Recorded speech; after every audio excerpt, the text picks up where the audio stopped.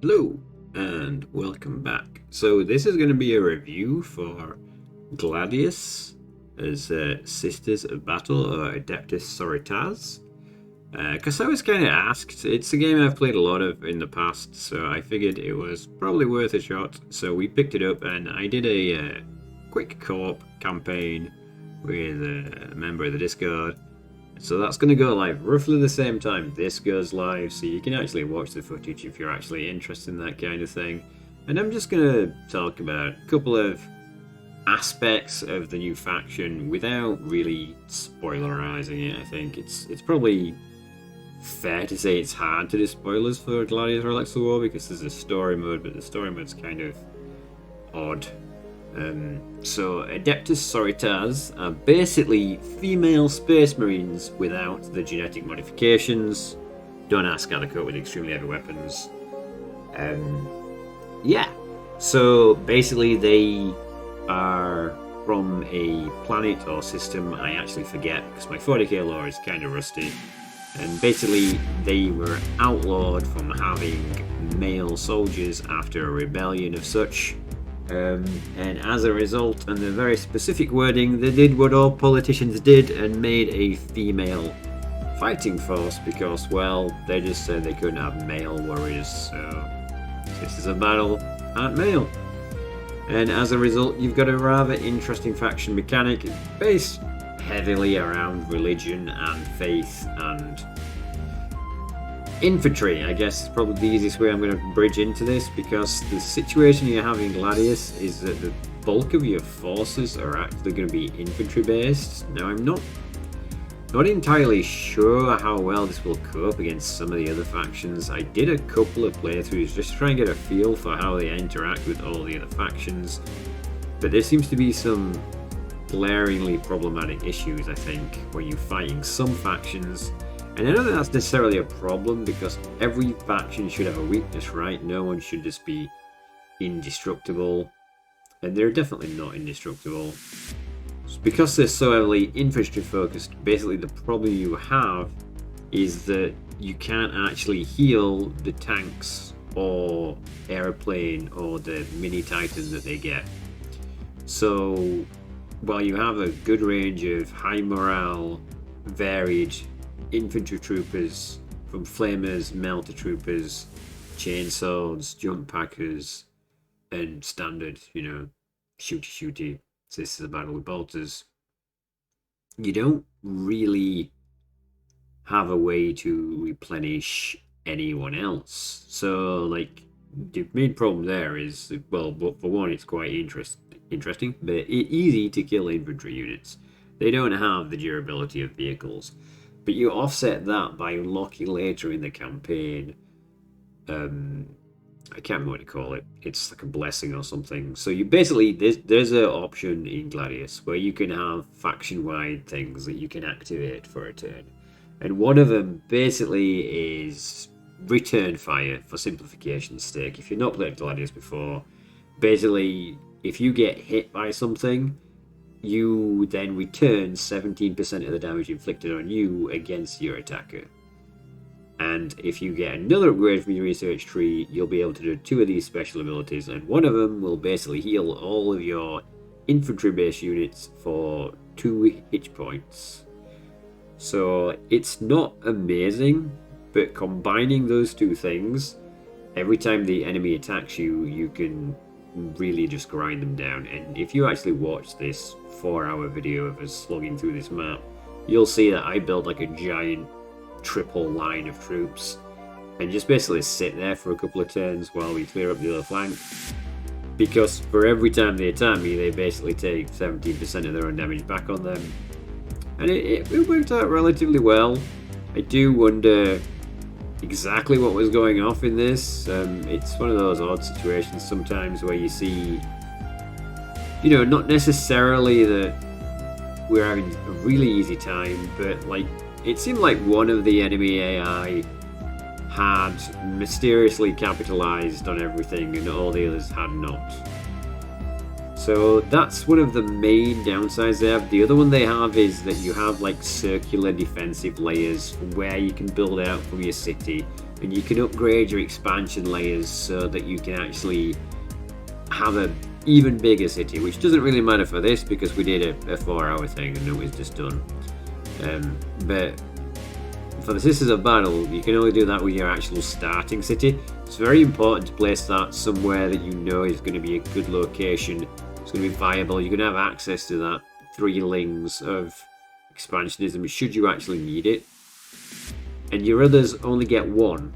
So I kind of feel like they've been done bad here. This could be changed in a later patch because you can actually override the values for these things. And what it is you can only place your bases so close together, and that's to basically prevent you from putting your bases so ridiculously close together that they cover each other, or that you can't build because you've run into your other city.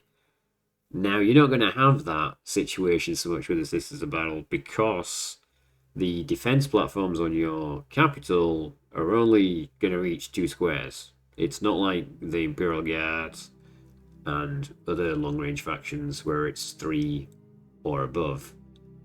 Generally it'll be 1 or 2, but for the Sisters it's 1 and 2. They're going to have a reliance on flame technology, which is very practical when there's forest terrain and other such things.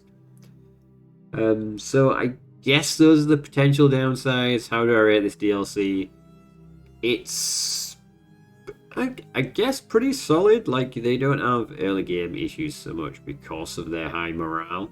You've just got to bunker up and get lots of infantry out to start with, which you could say the same of almost any starting faction, but the high morale is definitely a plus. Like, Imperial Guard can't scout around with bad morale because they just get demoralized and then their accuracy suffers and then you do less damage and it just starts cascading and preventing you from doing a whole lot at once. So in general, I think their early game is pretty strong. The mid game is probably where they excel, and the late game is where they're going to have issues because once you get to the point where like other people have heavy mech out and they can heal their mech and you can't heal yours, that is kind of problematic. It'd be very interesting to see people play Sisters and versus Sisters rather than versus AI, because the AI doesn't make the best choices always. And if you watch this video in full, you'll see that towards the end I start basically making one-way missions for some of my flyers, just running them in, bombing the targets, and then over the end turn 1 or 2 of them every time gets destroyed because they're just fragile and you can't heal them. The only way to heal them would be to just run them into your own territory, press R, but I think you get like a hit point and a half a turn. So, something with 40 hit points that's taken 35 hit points of damage is basically going to really be out of the game for a long time, and it might just be better just to get them killed and build another one. Now, your Castigator and your Exorcist tanks do have range 3, and your flyers can be upgraded to be range 3, but it's still, like, they're very squishy. I was healing some of the tanks, but it takes a long time. So it's just a matter of having enough stuff that you can rotate them far away enough from the front line to be able to protect them, if that's what you actually want to do. So if you've already got all the other DLC for this game, I'd recommend the Sisters of Battle. I think it's an interesting, different take on, the way you could do an infantry force, and having the extra feel no pain, damage reduction, stuff like that. It is beneficial to push like that. It'd be very interesting to see how this works versus Tyranids. I might have to replay it with me versus Tyranids. I don't know if anyone's interested in this kind of content anymore, because this is something I used to do like over a year ago on this channel. So if you are interested in Gladius content and how I've played these games, you could let me know and I can upload the other Let's Plays to it. But yeah, unless people actually request it, I'm not going to do much Gladius content on the channel. It's a nice casual game, free to flow around, but it does have issues. Simultaneous turns with multiple human players has problematic situations that happen unless you pre-agree stuff and you can, rely on people not to be scummy about that. But yes, so would I recommend this for the price that it is. Yes, it's not very expensive at all. Like, basically, you know, it's £5 or £6 in England, I believe, so it's not going to be that expensive. There's basically, you know, if you go out to Starbucks and you get a drink and a sandwich, you're going to spend more than this on that. So I don't think it's a ridiculous amount of money. I will say that they have released a lot of DLCs at this point for this game, and the story arc is stretched pretty thin in believability-ness, but you know, it's 40k. People have been wanting something of this flavor, I think, for a while, so I think that's why people put up with it potentially. And it's not a bad game. It just has its flaws. Like when they release unit packs which just add one unit to each faction, so basically you're getting 6 different models, which, let's be real, adding 6 models that don't have voice lines and are just some animations, like, and then asking for it the same price as a faction pack is a bit cheeky, I think, in my opinion. But yeah, so if you've already got Gladius and the other factions, I recommend this. If you're going to play it regularly, you might be interested in this. It'd be a good challenge to try and do this and beat Adeptus Mechanicus, or who's the other one? It's Adeptus Mechanicus, or the Imperial Guard, I guess. I'm not going to call them. Well, is Adeptus Mechanicus the Imperial Guard? I don't know. I can't remember the new names. It's the guys from Mars and the Imperial Guard. I'm not even going to try. Like, I'm not huge into 40k as I used to be back in the day. But, you know, it's still a fun game to play. And it's basically like Civ, but without diplomatic options. You can set it up at the start to have an alliance or not.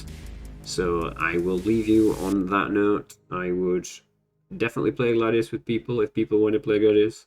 As always, there'll be more information and my other videos and links for my other playlists that I'm doing at the minute. We're doing a lot of Dark Tide, Warhammer 3, and I'm about to start covering the alpha release of Rogue Trader, which I'm really excited for. I never actually played the tabletop game, but it is kind of my jam, and it's like a mix between, you know, the RPG elements and Battlefleet Gothic, and I absolutely love Battlefleet Gothic. I really wish they'd make a DLC for Battlefleet Gothic, if we're being real. Okay, thank you very much. I wish you good fortune in all your what's to come. If you're still here, please like and subscribe, and thank you very much for your support. I couldn't do this without you. Bye bye.